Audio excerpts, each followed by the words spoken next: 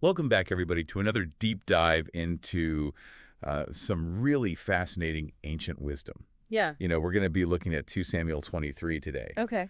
And this is a chapter that's got a really interesting mix of leadership lessons and then some wild tales of these like legendary heroes. Are you Yeah, ready to kind of unpack all this stuff? absolutely. I think this chapter really gives us two fascinating pieces, We get David's last words reflecting back on his life and experience as a leader. Right. And then we also get a roster of his mighty men, his incredible warriors. Yeah, it's this really interesting blend of like philosophy and action all packed into one chapter. Yeah, So let's start with those last words from David. They're surprisingly poetic, don't you think? very much so. And they really get to the core of what David believed made a good king. Yeah. And he says it pretty plainly. He says, "He who rules over men must be just ruling in the fear of God."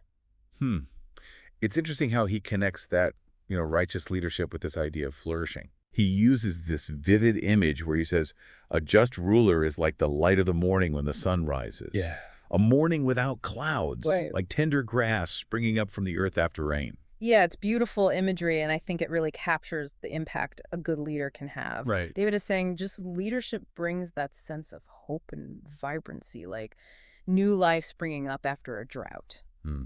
It makes you think about leaders today. Do Right. they bring that same kind of energy, that sense of possibility to the people that they lead? That's a great question to ask because what we see is David isn't just talking about ancient kings here. Yeah. He's outlining principles that are relevant to anyone in a position of leadership, whether that's a CEO or community leader, even a parent. So how does this idea of a covenant play into David's words? Yeah. He mentions it quite a few times. This is crucial to understand in the context. Okay. So the covenant refers to the special relationship between God and the Israelites. Okay. And it involved promises and obligations on both sides. God promised to bless and protect his people, and in return, they were to follow his laws and be faithful to him. Gotcha. So David, as king, saw himself as bound by this covenant. Exactly. He believed that ruling justly wasn't just good policy, it was part of fulfilling his end of the covenant.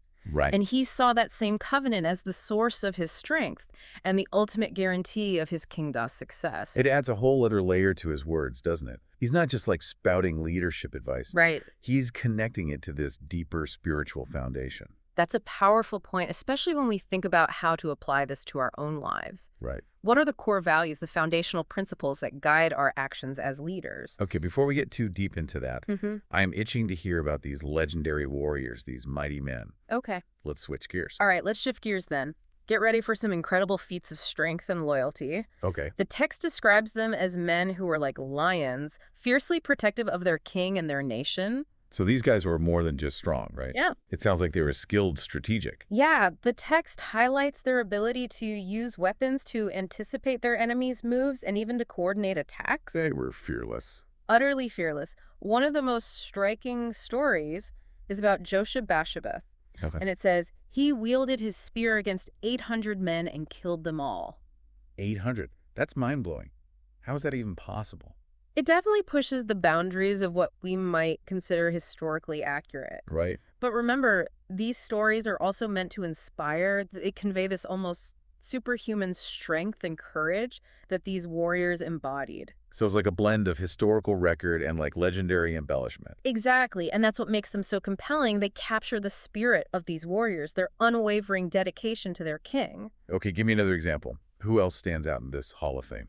Well, there's Eleazar. Okay. He stood his ground against the Philistines, fighting so fiercely that his hand cramped around his sword. His hand was like stuck to his sword. Yeah. That's intense. Yeah. That just shows a level of commitment that's hard to even imagine. And then there's Shammah. He defended a field of lentils against an entire Philistine army. A field of lentils that seems like a rather humble battleground for such a fierce warrior. It does, but it highlights an important point.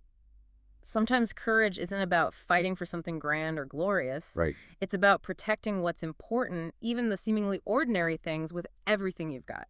It's like that saying, the small things matter. Yeah. Shammah's story shows us that even the seemingly insignificant can be worth fighting for. Absolutely. And then you have the story of the three warriors who risked their lives to bring David water from a well in Bethlehem, a well that was behind enemy lines.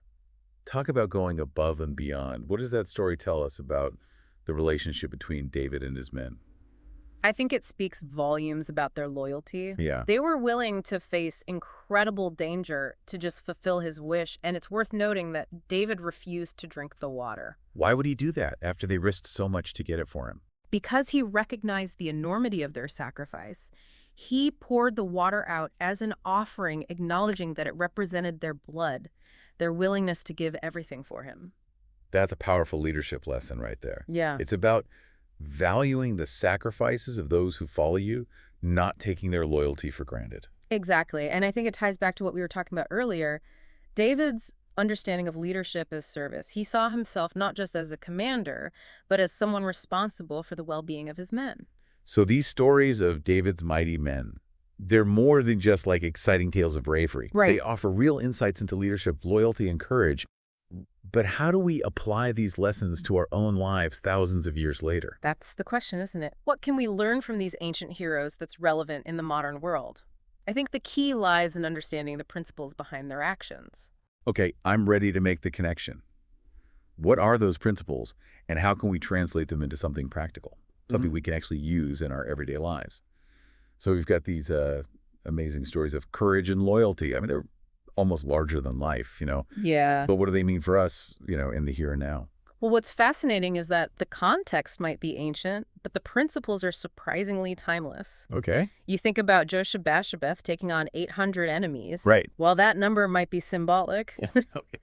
the underlying idea is about facing overwhelming odds with just unwavering determination. So it's not about literally fighting off hordes of people. It's Yeah. about that inner strength to face challenges that seem impossible. Precisely. It's about that grit, that refusal to give up even when things get tough. We all face those 800 enemy moments in our lives. Yeah. Those times when a project seems too big, a problem feels unsolvable, or a goal feels just out of reach. I'm getting that. Uh-huh. And what about Eleazar, the warrior whose hand was stuck to his sword? What's the modern-day takeaway from that story? I think that's about sheer commitment, giving your all to a task, even to the point of exhaustion. Yeah.